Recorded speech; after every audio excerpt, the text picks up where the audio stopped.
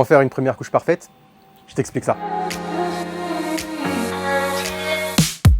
Aujourd'hui, on va parler d'un sujet qui est extrêmement important dans l'impression. Dans une vidéo précédente, on a regardé comment calibrer son Z offset. Aujourd'hui, on va s'attaquer à avoir une première couche absolument parfaite. Absolument parfaite, ça veut dire quoi? Ça veut dire qu'elle doit être ni trop appuyée, ni pas assez appuyée. Il y a plusieurs raisons à ça. La première, c'est que si on n'appuie pas assez, la pièce va potentiellement se décoller du plateau ou warper, donc les bords vont remonter. Si elle est trop appuyée, on va avoir le problème inverse. Soit on va avoir du mal à retirer la pièce du plateau, voire même abîmer le plateau, ou on va avoir ce qui s'appelle des elephant foot, des traces autour de la pièce qu'on veut absolument éviter parce que premièrement c'est pas beau, deuxièmement c'est tranchant. Avant de pouvoir calibrer la hauteur de couche parfaite, on a des choses qu'il faut absolument avoir faites, à savoir calibrer son Z offset pour avoir une base de départ qui soit correcte et surtout, et ça c'est extrêmement important, il faut avoir calibré son EM, donc l'extrusion multiplier, de façon à ce que on ait réellement la bonne quantité de filaments qui soit envoyés et qu'on ne s'amuse pas ensuite à revenir recalibrer, re-régler. Comment est-ce qu'on fait pour calibrer une hauteur de couche parfaite? Eh bien, il n'y a pas de solution miracle. La seule solution, c'est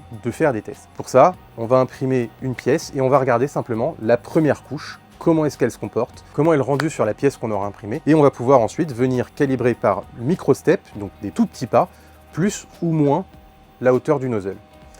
Je vous montre tout ça. L'objectif, ça va donc d'être capable d'obtenir quelque chose comme ça. Donc une première couche absolument parfaite, ni trop appuyée, ni trop en l'air. Pour ça, rien de compliqué. On va venir se rendre, si on est équipé d'un écran LCD, sur les réglages et fine tuning. L'objectif, ça va être simplement d'imprimer la pièce que je vous mettrai en description et on va utiliser cette partie-là. Cette partie-là, qu'est-ce qu'elle va nous permettre de faire? Elle va nous permettre de modifier pendant l'impression la hauteur du nozzle en plus ou en moins par centième de millimètre.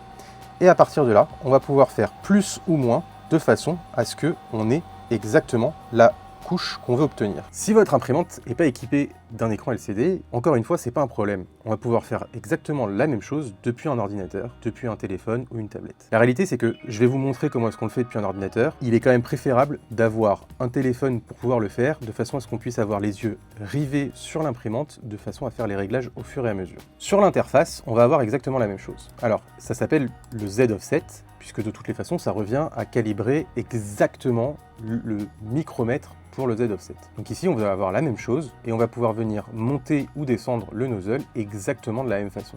Ça s'appelle Z offset, on a déjà calibré le Z offset dans une autre vidéo. La différence, c'est que là, on veut chercher à avoir réellement une première couche absolument parfaite. Comme je vous l'ai montré, une première couche parfaite, c'est ni trop, ni pas assez appuyé. On va venir faire exactement les mêmes réglages, plus ou moins. Et une fois que c'est terminé et qu'on est satisfait du résultat de l'impression, on va simplement cliquer sur Save et ça va venir enregistrer la hauteur de couche parfaite. Bon, vous avez pu le voir, la procédure, elle n'est pas compliquée en soi. Il y a juste beaucoup de choses à retenir. Comme je vous l'ai dit, il faut être sûr qu'on ait calibré un Z offset qui soit correct pour pouvoir commencer, qu'on ait calibré le bon EM, mais surtout, et ça c'est extrêmement important, quand vous allez venir calibrer pour fine-tuner la hauteur de Z, il faut que votre plateau ait eu le temps de chauffer. Il y a quelque chose qu'on ne prend pas assez en compte, c'est la déformation thermique. Le plateau, ça a beau être une espèce de planche en aluminium qui chauffe, au bout d'un moment, elle va quand même se déformer, même si c'est extrêmement léger, c'est quelque chose à prendre en compte. Je me suis amusé à faire les tests sur plateau lisse et plateau texturé. Voilà ce qui se passe si on appuie pas assez et si on appuie trop. Voilà ce que ça donne. L'objectif, c'est de trouver le juste milieu entre pas assez ou trop appuyé. Une fois que vous avez fait ça, en théorie, vous devez avoir une première couche absolument parfaite, au passage du doigt complètement lisse et visiblement, à l'œil nu, on ne doit pas pouvoir déterminer qu'il y a des reliefs sur la pièce. Si la vidéo vous a plu, n'hésitez pas à la partager, la liker, laisser un commentaire avec, pourquoi pas, différents sujets à aborder. Si vous avez des questions, j'y répondrai.